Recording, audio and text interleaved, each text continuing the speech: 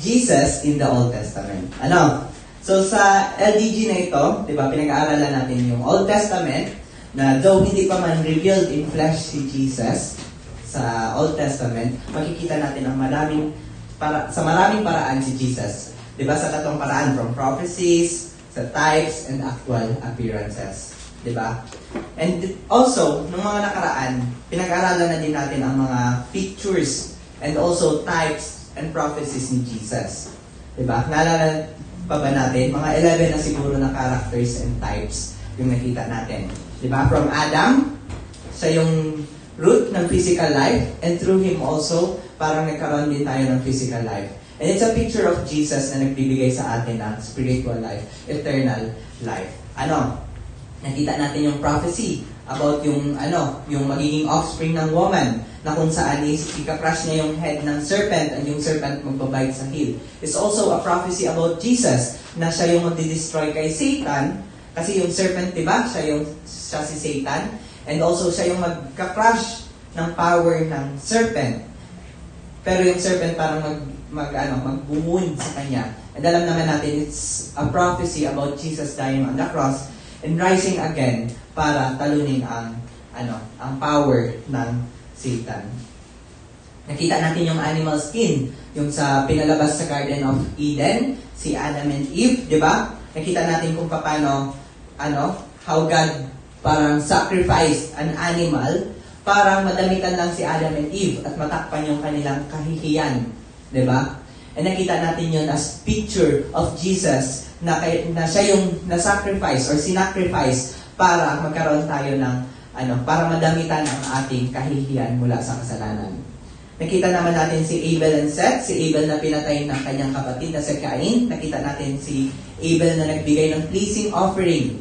Nagbigay siya ng pleasing offering kay Lord, and siya din yung namatay. And nakita natin si Seth as someone na parang kapalit ni Abel. And nakita natin as a picture yun ni Jesus na kung saan siya ay nagbigay ng pleasing offering kay God, siya ang namatay sa krus at nabuhay muli. And nakita naman natin sa mga sumusunod ay yung character ni Noah. Also, another picture of Jesus, di ba? Gumawa ng ark, and through the ark, lahat ng nagtiwala kay Noah at pumasok sa ark ay naligtas mula sa judgment of flood. And it's a picture of Jesus kung paano niya din tayong ililigtas. By trusting in Him sa ginawa niya sa cross, that it's enough to pay for our sins, and it will save us. Yung ginawa niya sa cross, it will save us from the judgment naman para sa kasalanan natin. Ang sumunod naman, nakita natin yung mga patriarchs. Kilala pa ba natin yung patriarchs? Abraham, Isaac, and Jacob. Nakita natin si Abraham na kung paano yung promise was given sa kanya, and also yung willingness niya to obey. And kagaya siya ni Jesus, it's also a picture of Jesus, na nag-obey din, even death to the cross, and that promise of eternal life din ang binigay sa atin. Si Isaac, nakita natin, kakaibang birth, di ba? Pinanganak siya na kung saan, kumbaga, impossible na manganak si Sarah. Miraculous birth. And it's also a picture of Jesus na born of a virgin. Also another miraculous birth. Nakita natin kung paano siya iaalay ng kanyang ama. Di ba? Iaalay para sa Lord. And also it's a picture of Jesus who had an unusual birth, and also inialay para sa atin. Nakita natin naman si Jacob also suffered and was elevated and binigyan ng new identity. And kaya yung mga sumunod sa kanya, yung mga mga anak ay nagkaroon din ng new identity. Hindi na sila bansa ni Jacob, but Israel.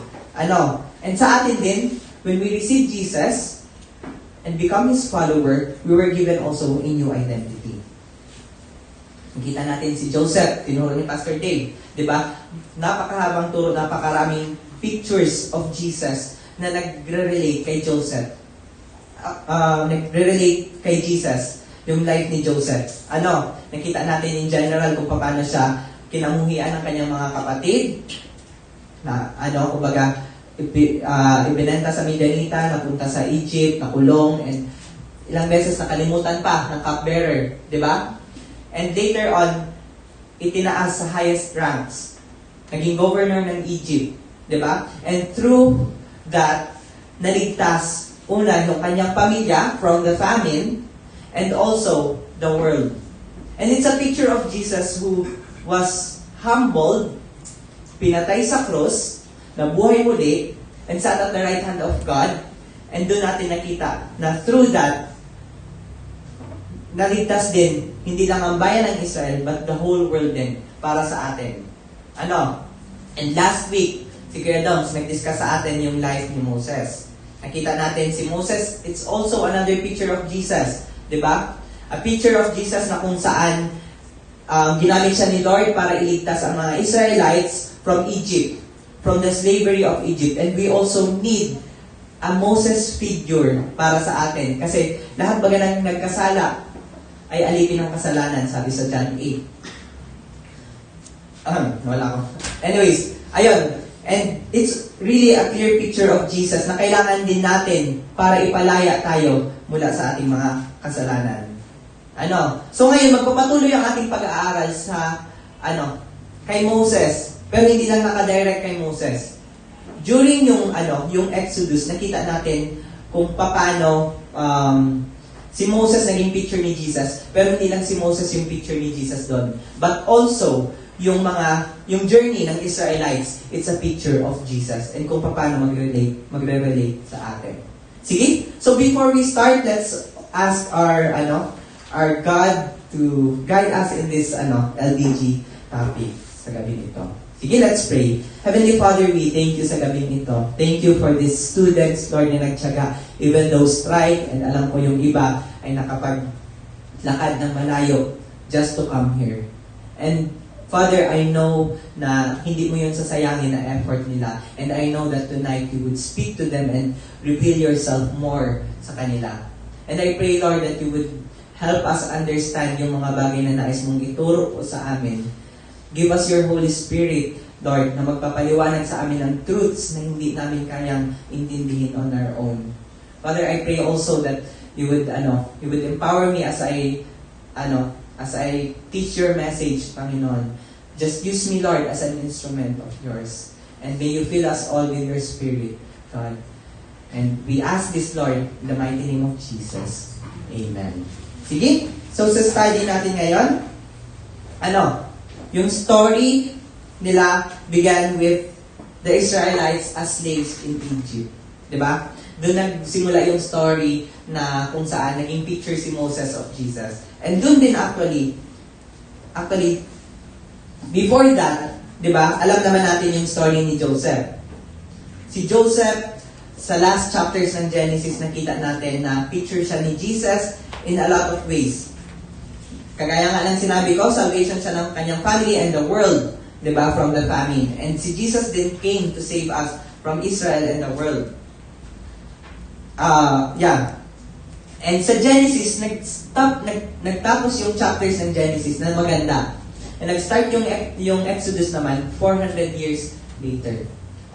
Na kung saan medyo iba na yung mga typology. Kung before yung parang types, like for example, yung Egypt, parang kaligtasan siya para sa family ni Joseph. And kaligtasan, kumbaga yung Pharaoh, parang God the Father and si Joseph yung God the Son. Ngayon naman, kabaliktaran ang nangyari. Di ba, alam natin from pag-aaral last week, na may dumating na Pharaoh na wala na siyang pakialam patungkol kay Joseph.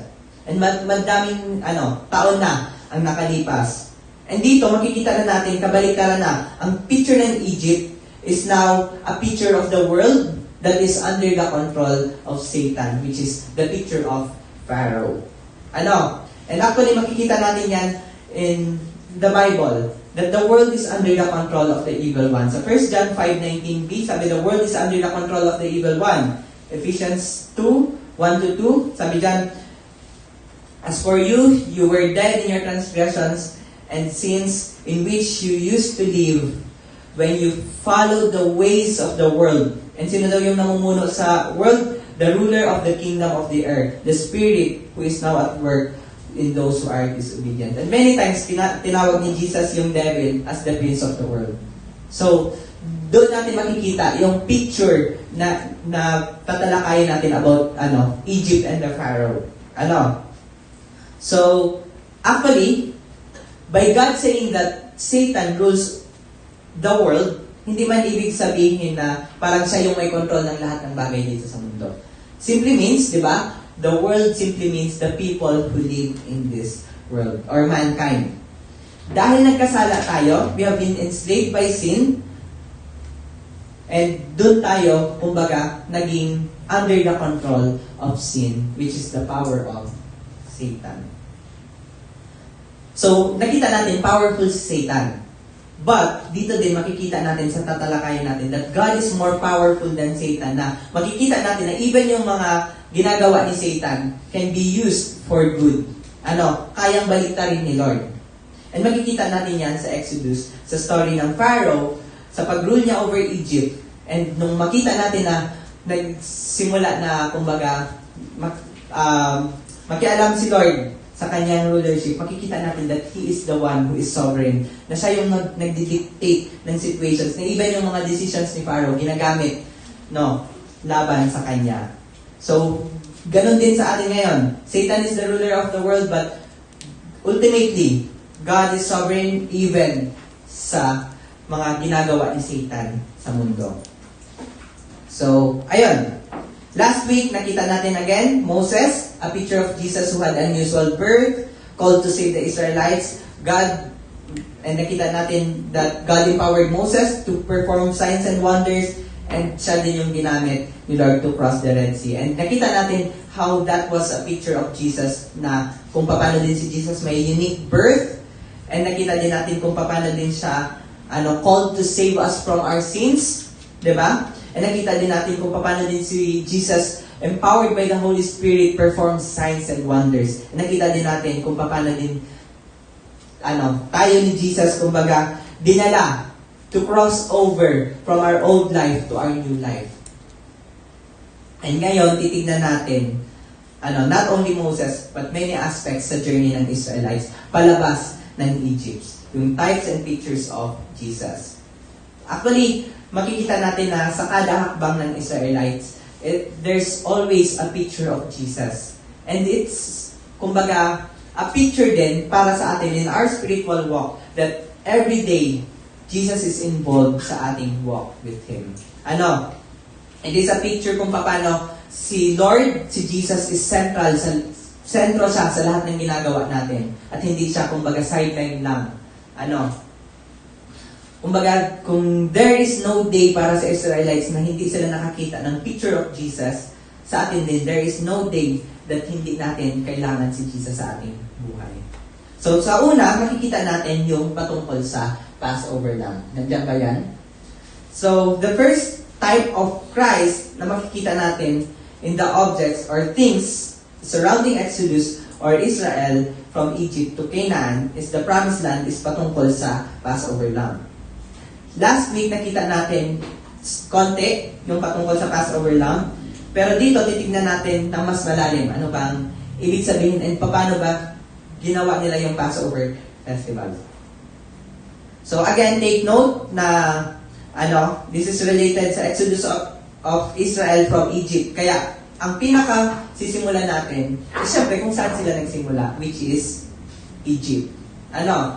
And kagaya ng mga Israelites, we also all start from our own Egypts. Ano ba yung characteristic ng Egypt? Ano yung meron yung Egypt? Ano yung situation ng Israelites sa Egypt? They were enslaved. Diba? And we are also too. Diba? Kumbaga, it's a place na kung saan enslaved yung Egypt and hindi sila makalaya from Pharaoh. And tayo din, nagsimula din yung life natin as enslaved. Enslaved saan, Kuya Duwan? Enslaved from our sins, our vices, our addictions, or bad habits that doesn't glorify God. Alam naman natin from Romans 3:23 na lahat tayo nagkasala. Diba? And all of us have fallen short from His glory. And ano naman kung merong kasalanan? Sa John 8:34, sabi dyan, very truly I tell you, sabi dyan, everyone who sin is a slave to sin. And again, nakita natin ang picture sa Ephesians 2:1-3 na binasa kanina. Pwede natin ulit basahin. Sige daw po. As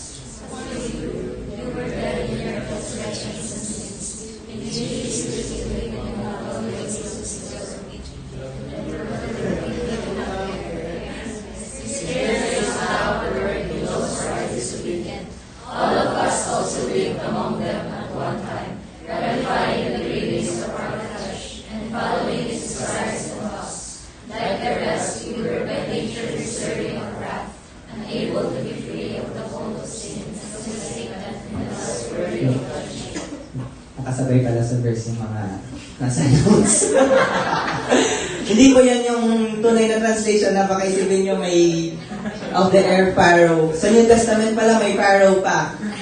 Hindi, it's just how, in the New Testament, we can relate yung picture ba ng Egypt, which is the world, and Satan, which is Pharaoh. 1 John 5:19, sabi dyan, pwede po basahin? We know that we are children of God, and that the whole world is under the control of the evil one. Ayun. The whole world is under the control of who? The evil one. Diba?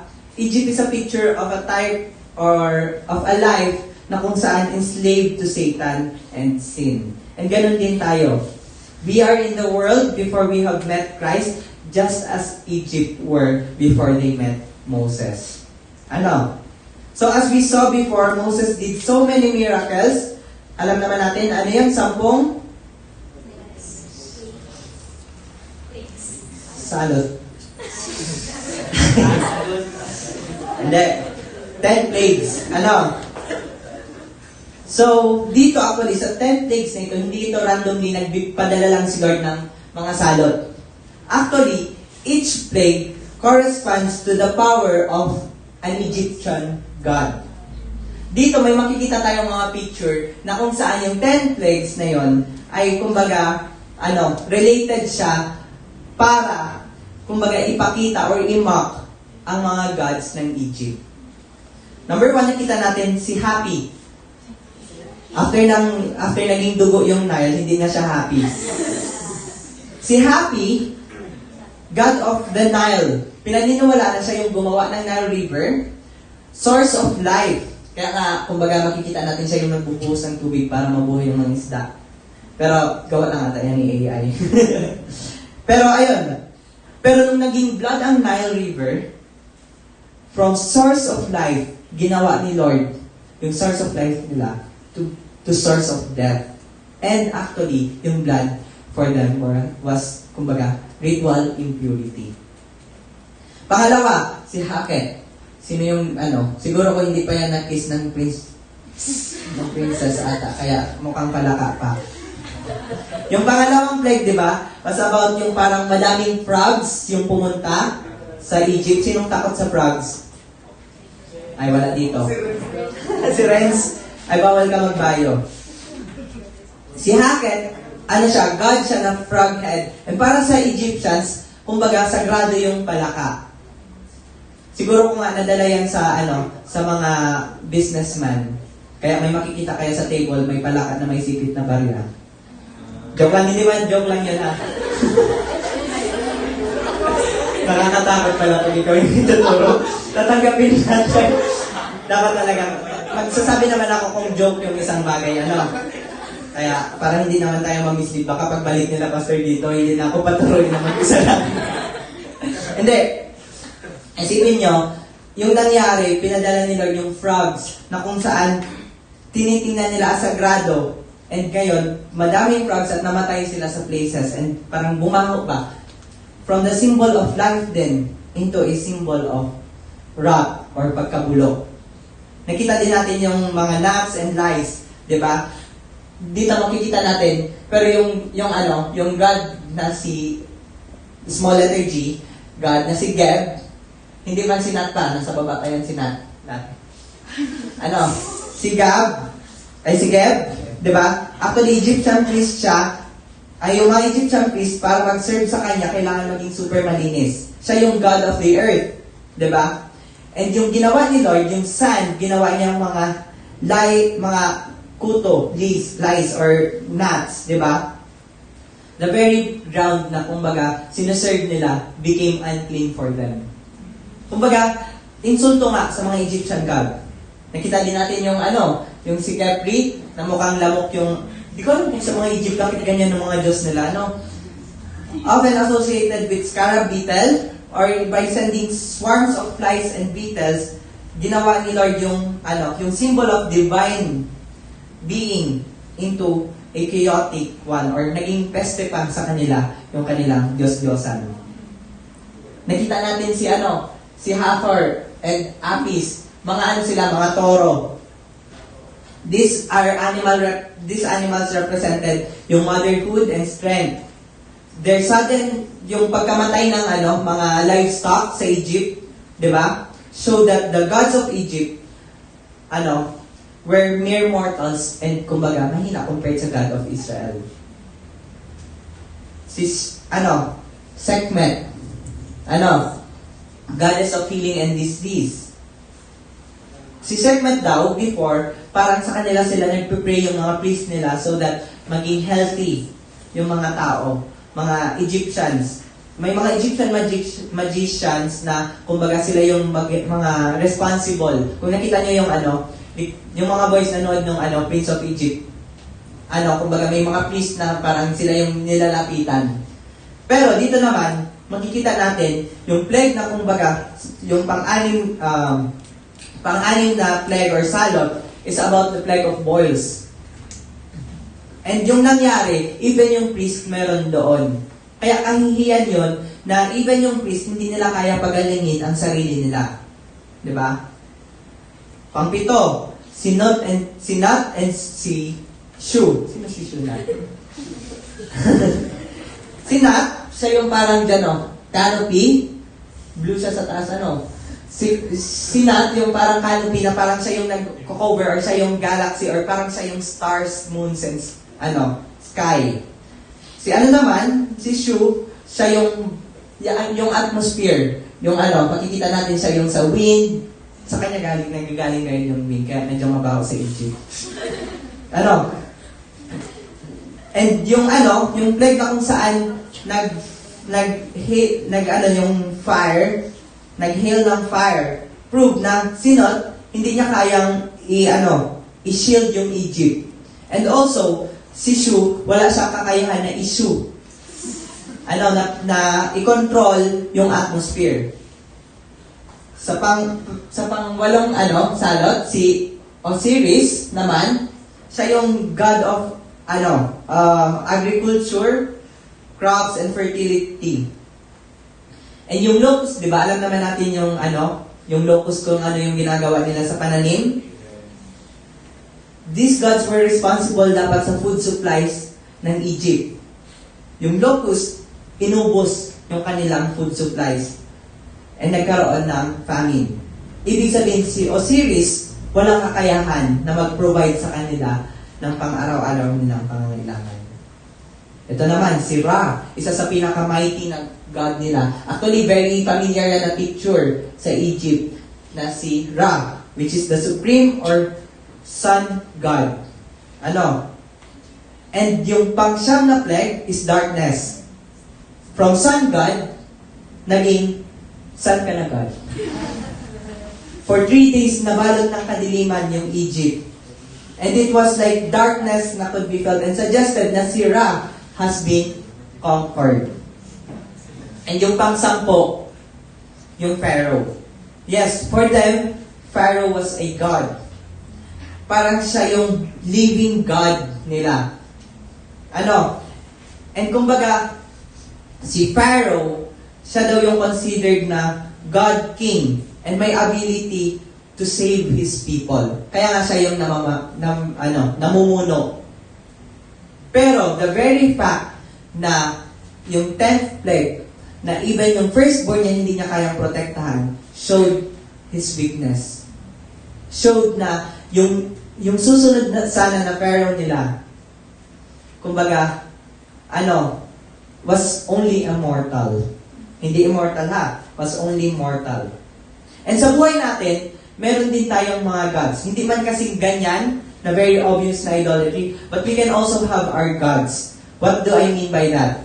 Ibig sabihin, parang gods sila na higher priority in life than God itself, Himself. For example, may tatlo dyan, money, education, friends, di ba? Money, pwede kayo magkabig, parang chasing ka after ng money and biglang makita mo yung sarili mo, may malaking, parang na-bankrupt ka. And actually, totoo yan. I've experienced nga before yung sila nakapag-try dito ng Axie at nag-invest sa Axie. Buhay na ba kayo ng panahon na yun? Hindi pa. Joke lang. Hindi. Pero may time noon na parang easy yung money and parang mag-invest ka lang ng something. And chasing after that money, I found myself na nalugi in the long run. And God can use those things sa ating buhay na kung sino yung inilalagay natin higher than Him, is, kumbaga, i-insult tayo ni Lord din. Education. Pero, nag-graduate summa cum laude.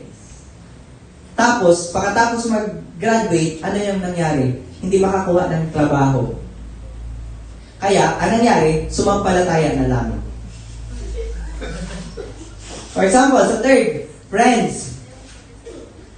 Pwede tayong magka-misunderstanding and friendship over kung sila yung inuuna natin beyond God. Family, also, may problem din doon. Pwede magkaroon ng problem and magkaroon ng broken family. Health, alam naman natin kung gaano ka-unexpected yung health. One time pa lang, very healthy ka, and the other, very sick ka na, and terminally ill ka na. And actually, even me, may testimony nga ako na kung saan, even me, nung pandemic, meron din ako parang Lord sa buhay ko. Ay, hindi man yan. Nakakatawa pala. Hindi, before, I was pursuing something which is called yung Everesting. Pakis-keep na baka ng picture ng sobra. Hindi. It was called Everesting. And naalala ko na it was my focus nung pandemic na siyempre walang mga classes and parang yun nga, parang very desire ko na maging, sa amin, parang first, parang sa aming lugar na makapag-Everesting. Yung Everesting parang pipili ka lang ng hill and aakyat babae mo hanggang ma-reach mo yung elevation ng Mount Everest. Yung problem, masyado siyang naging focus ng life ko. Sabi ko noon sa sarili ko, dinidisip ko yung sarili ko, Lord, okay lang, para naman sa'yo to. I would honor you kapag makuha ko ito. Pero I know, deep within me, I was seeking for my own honor. Kaya ang nangyari, 5 days before yung scheduled attempt, kompleto na, nandiyan yung sponsors and stuff, nakabangga ako. And I almost, kung hindi lang yung protection ng helmet, siguro ko, bitak na din yung head ko. Kasi tumama ako sa tricycle and basag yung helmet ko. Going down a hill at 60 kilometers per hour, alam mo na yung mangyayari. And trinay ko pa i-cover up yung injuries ko, even sa bahay, palagi ako naka-long sleeve. Pero dumating din yung time na namaga talaga yung back ko na kailangan ko ng x-ray. Kasi yun yung nag-receive ng impact. And actually, nung June or July, wala akong picture. Wala pala na akong picture. Pero June or July, most of my teammates nagawa yung attempt and ako lang yung hindi nakagawa. Diba, it was an insult to me. Pinakita sa akin ni Lord na kung gaano masyado ko siyang prioritize sa buhay ko. And more than that, yun din actually yung result, yung rason kung bakit hindi din ako nakapag-focus sa thesis ko and bakit nag-2021, 2022 pa ako. Ay, hindi. 2023, 2024. Ayan. So, God wants us to know, na kapag may nangunguna sa buhay natin, He wants to let us know na siya yung kailangan natin. He wants us to recognize that there should be no other beside Him. Na siya yung ultimate na kailangan natin. And this is out of His love. Pinapakita niya kung paano yung mga bagay na pinagkakatiwalaan natin are just so fragile compared to Him. That He is the God na kailangan natin pagkatiwalaan. So, to put something before Him is like saying na, you are not my God. I have other gods in my life. So, ayun, yung mga miracles na ito were a picture of how Jesus would do when He came to set us free then. And alam natin, marami sa Gospels din yun. And dito, nakita natin sa pang-10 plague, kung paano na-spare yung Israelites, was the Passover lamb. There was one particular plague sa Egypt na, kumbaga, talagang foreshadow kung ano yung gagawin ni Christ para sa atin. Sa last ng 10 plagues, God would kill the firstborn of every person in Egypt. Pero, na-spare naman yung sa Israelites in a very special way. Hindi na natin babasahin kasi mahaba, but in Exodus 12:1-20, makikita natin yung, kumbaga, steps kung saan God instructed the Israelites paano mag-prepare sa pang-10 plague nito. Ito yung plague na, kumbaga, mahaba ng preparation compared sa iba. Sa plague na ito, nag-prepare sila sa first month, nung pagsimula, nagbago yung calendar nila. Doon nagsimula yung bagong taon ng Israelites. Kumuha sila basically sa verse 2, yan yung mga, kumbaga, coordinates ng verses so that, makita natin kung sakaling nais nung basahin yung Exodus 12:1-20. Sa verse 3, nakita natin kung paano each family kailangan kumuha ng lamb. Nakita natin the amount na kailangan yung kakainin nila was sufficient for everyone. Nakita natin yung lamb or goat should be young, healthy, and without blemish or without defect. Yung lamb naman na pinatay was killed on, kumbaga, at twilight. Alam niyo ba yung twilight? Hindi yung movie ha. Yung twilight, yung parang before dawn. Ay, tama ba? Parang bago maggabi. Blood was put on the doorposts of their homes. Families are to eat yung roasted na meat in the fire. Yung lamb, they should eat bitter herbs, and bread without the yeast. And also, none of them to be left sa morning, kailangan consume lahat. And should be eaten without yeast at a preparation to travel quickly, and also after they were, to continue na hindi kumain ng yeast for 7 days. This was to be remembered again, kaya nagkaroon ng feast ng Passover feast yung Israel, and also nakita natin that no bones should be broken sa lamb. And may promise si Lord. Yung promise ni Lord that when this plague, mag-strike down sa Egypt, sa land ng Egypt, they would be spared. Yung mga pintuan na may dugo ng lamb, may spare at hindi sila mamamatayan ng firstborn. And afterwards, dahil sa plague na yun, Pharaoh would allow them to leave. And they would brought, kumbaga, freedom para sa mga Israelites. So, napakagandang picture ni Jesus. Unang-una, it is actually specifically mentioned in the New Testament that this is a picture of Jesus. Basahin nga natin ang 1 Corinthians 5:7. Sabi dan? Get rid of the old yeast, so that you may be a new and unleavened batch, as you really are. For Christ, our Passover lamb, has been sacrificed. Sino daw si Christ? Our Passover lamb. So may direct na link between Christ and the Passover lamb. So John 1:21, the next day, Look, the Lamb of God, who takes away the sin of the world. ayun. Doon ang gagaling yung sinabi ni John the Baptist, Lamb of God. And it's a direct link patungkol sa lamb, na kakatayin sa Passover. And just as the blood of this Passover lamb saved yung Israelites, alam naman natin that Jesus, His blood saved us from all our sins. Dapat, dapat kasama tayo sa paparusahan. Pero dahil sa dugo ni Kristo, hindi tayo pinarusahan. Ganon din ang Israelite. Paparusahan ang buong land, but because of the blood of that lamb on their doorpost, hindi sila namatayan ng firstborn. So, ayun. What is the relation to Christ of the Passover? Madami tayong tinignan kanina. And tingnan natin na saglit. Unang-una, it was designated na maging new calendar, first month of the year for the Israelites. When Jesus came to our lives, meron din tayong bagong kalendaryo sa ating buhay. We have been rebirthed, or bago na tayong tao. For the old is gone, and the new is here. Diba? Even yung calendars nga natin, diba? Kung bakit 2026 ngayon, na-reset din because of Jesus. But each of our lives is also set free to a new life when we receive Christ. Diba?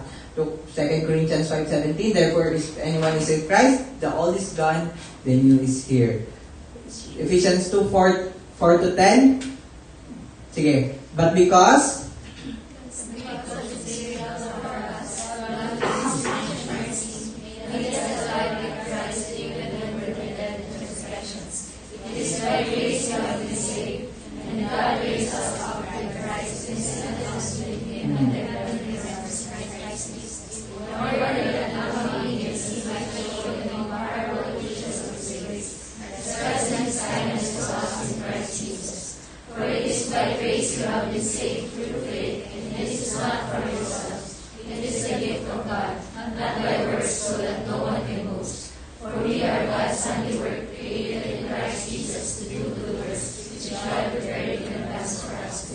ayun, nakita natin kung paano nabago ang ating buhay through the salvation that Christ gave us. Jesus died and rose again and the first day of the week, and also symbolizing a new life that He gave to us. Pangalawa, di ba? Yung lamb, bawat family kumuha ng lamb. A type of Jesus, di ba? Lamb of God who takes away the sins of the world. Pangatlo, nakita natin yung amount na kakainin nila. It was sufficient. In the same way that God's or Jesus, Jesus being our lamb is sufficient to satisfy yung wages ng sin natin. Di ba? So, ayun. Pang-apat, the lamb or the goat should be young, at least 1 year old, healthy, and without defect. It's a picture of Jesus in some way na, kumbaga, walang blemish as an offering para sa ating mga kasalanan. 1 Peter 18:19, for you know that it was not with perishable things such as silver or gold you were redeemed from the empty way of life handed down to you from our ancestors. Sabi dyan, but with the precious blood of Christ, a lamb without blemish. Number 5, nakita naman natin, sabi dyan, the lamb was to be killed on twilight. Kailan ba namatay si Jesus at the cross? Before yung Sabbath began. At sa kanila, yung Sabbath or yung day nagsisimula kinagabihan. Halimbawa, ito yung parang first hours ng araw na yon. Baliktad sa Israelites. Nagsisimula yung day nila sa gabi. Tapos kinamagahan part of the day. So, before twilight, namatay si Jesus before Sabbath began. Nakita naman natin, no bones should be broken. Actually, yung na ito, alam naman natin na dahil namatay agad si Jesus before pa man mag-Sabbath,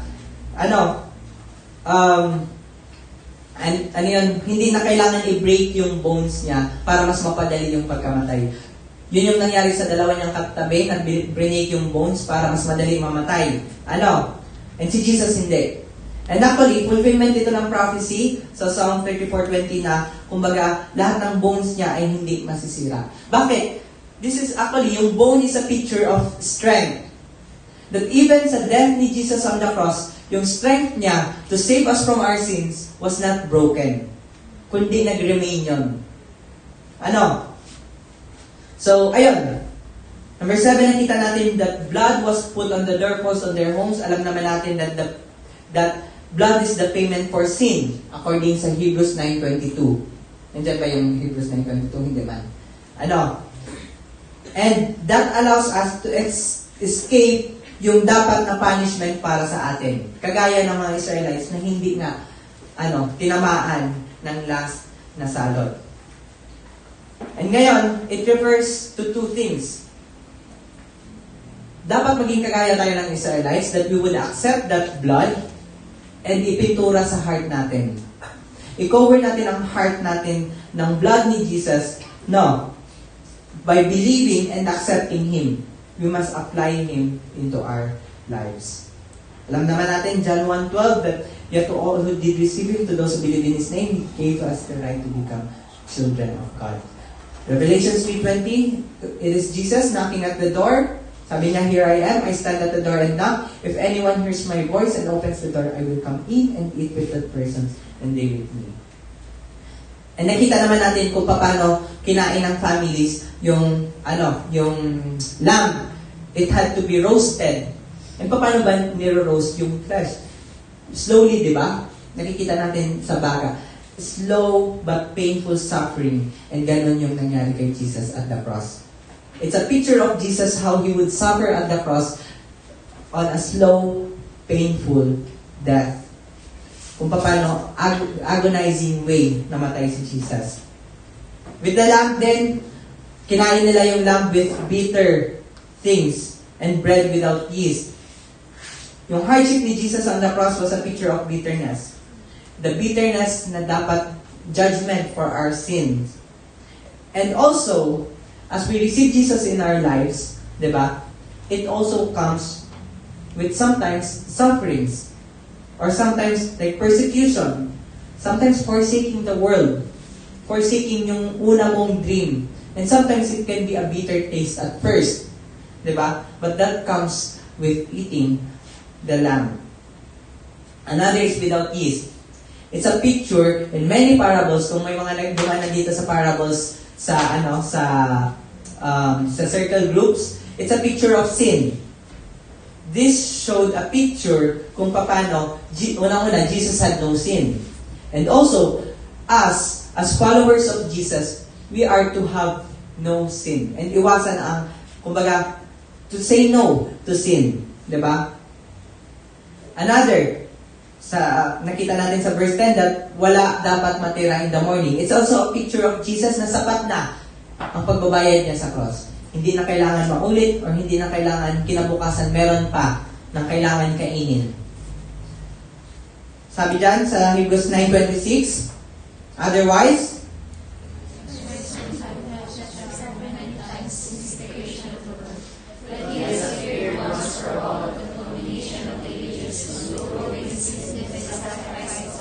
ayun. Diba? Yung sacrifice niya, He appeared once for all. Diba? Hebrews 10:10. Sabi dyan,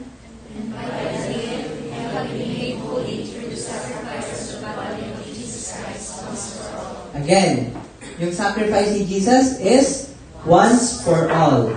All for once. Hebrews 10:12. Sabi dyan,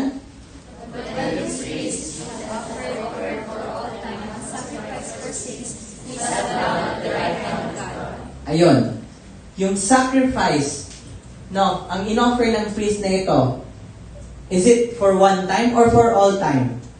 All time. Even our future sins, binayaran na ni Jesus. Ano? So, ayun. John 1:36, no one who lives in Him, let's keep go. Sorry. 11. It should be eaten without yeast and as a preparation to travel quickly. Again, as followers of Christ, we are to decide to live a holy life. Diba? And makikita natin yan sa maraming verses. Diba? Sa Romans 6:1-2, sa verse 2, diba? Since we have died to sins, how can we continue to live in it? Sa Titus 11-12, nakita natin that having Christ in our lives, diba? Yung salvation natin, it teaches us what? To say no to ungodliness. To say no to sin. 1 Peter 2:24, di ba? Ang pagpasan niya ng ating mga kasalanan on the cross, ano yung mangyayari? So that we might die to sin and live for righteousness. Mawala yung ating kasalanan at hindi tayo mamuhay sa kasalanan. 1 John 3:6, no one lives in Him keeps on sinning. No one continues to sin has either seen Him or known Him. So part of following Jesus is saying no to sin. And makikita natin that It is a picture of Jesus into a new life with a wholehearted of zeal. Whoever wants to be my disciples, Luke 9:23, di ba? Was follow Him. Take up our cross daily and follow Him. Romans 12:11, never be lacking in zeal, but keep your spiritual fervor serving the Lord. Matthew 22:37, sorry, I'm going, kasi almost time na. But, sabi dyan, love the Lord your God with all your hearts, with all your minds, with all your, soul, and with all your strength. Nandiyan? Ayun. Iba yung verse na na-quote. Anyways, so after this, they were to continue for 7 days, hindi pa kakain ng leavened bread. Alam naman natin yung leaven is a picture of sin. And this is a picture of us na dapat hindi tayo magpatuloy sa kasalanan. Once we receive Christ, we say no to sin and kumbaga hindi tayo mag-continue to live a life of sin. Sabi dyan, Colossians 2:6-7, so then, just as you receive Christ Jesus as Lord, continue to live your lives in Him, rooted and built up in Him, strengthened in faith as you were taught, and overflowing with thankfulness. Magpapatuloy, hindi sa kasalanan, but in Him. 2 Peter 1:5-8, for this reason, make every effort to add your faith goodness, and to goodness knowledge, and to knowledge self-control, and to self-control perseverance, and to perseverance godliness, and to godliness mutual affection, and to mutual affection love. For if you possess these qualities in increasing measure, they will keep you from being ineffective and unproductive in your knowledge for Jesus Christ. So kumbaga, we now turn ourselves from sin to these righteous things. And last, di ba, nakita natin that this was to be remembered for each generation. And naging feast ito na Passover, na even at Passover namatay si Jesus. It's really a picture, di ba? Na dun sa Passover mismo, namatay si Jesus. And sa atin, meron din tayong lasting na binigay sa atin na kapalit nito. Kasi hindi na Passover yung sa atin. We now know Jesus. Kaya, sa 1 Corinthians 11:23-27, pwede nating basahin ang bagong type na ibinigay sa atin ni Jesus. Sabi dyan, ni Paul, for I received from the Lord what I also passed on to you. The Lord Jesus, on the night He was betrayed, took bread, and when He had given thanks, He broke it and said, this is my body, which is for you. Do this in remembrance of me. In the same way, after the supper, He took the cup, saying, this cup is the new covenant in my blood. Do this whenever you drink it, in remembrance of me.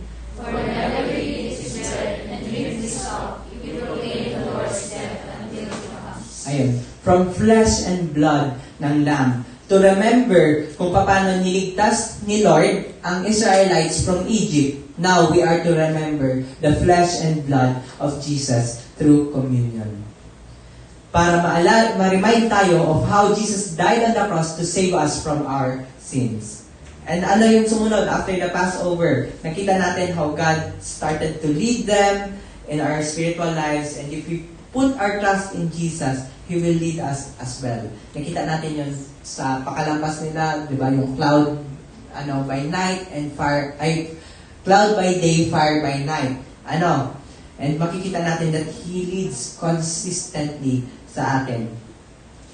Nilidin ni Jesus through yung Israelites through Moses, di ba? And Jesus will speak to us as well through His Word. Pero ano nangyari? Di ba? Crossing the Red Sea, pinalaya na nga sila ng Pharaoh. Ano yung ginawa pa rin ng Pharaoh? He pursued them. And just as Satan is going to pursue us once we have entered a relationship with Jesus. Yes, pinalaya na tayo from the power of sin, but Satan will try to go against God's path.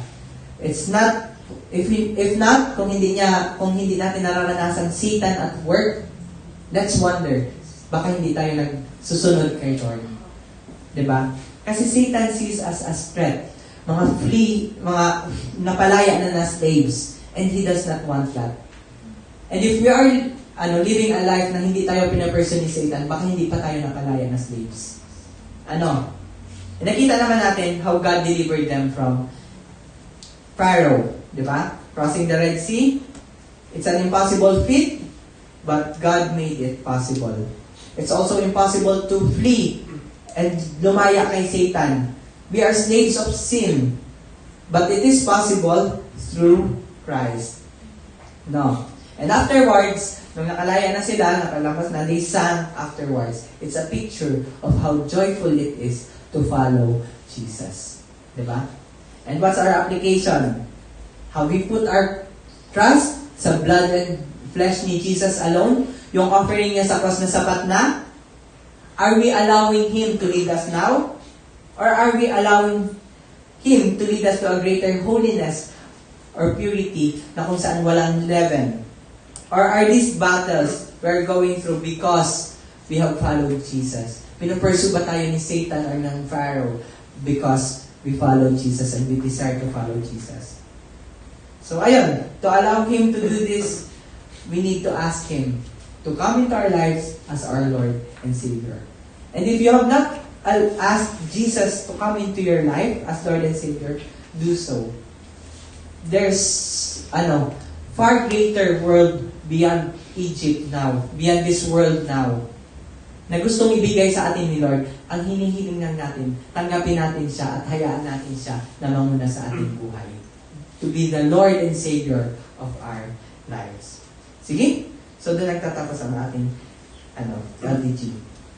Next week, hindi pa tayo tapos. Yung nakita pa lang natin, yung hanggang sa pag-cross again pa lang ng Red Sea. Next week's, makikita natin yung bronze serpent, yung water from the rock, manna, tabernacle, and so much more. Ang daming pictures ni Jesus from this point on. Sana matapos natin lahat. Baka yun yung topic natin sa camp pa. Joke lang. Anyways, sige, let's pray. Heavenly Father, we thank you so much for giving us a clear picture of you, even from the Old Testament. And para sa akin, it just shows how much you desire na makilala ka namin even before you came to this world. You're so excited to show us the way. You're so excited to point us to Jesus dahil nais mo talaga kami maligtas from our damnation, from our sins. So thank you, God. We praise you. And nais po namin, Lord, ipanalangin na ikaw nawa ang manguna sa aming buhay as our Lord and Savior. So we ask all this in the mighty name of Jesus. Amen.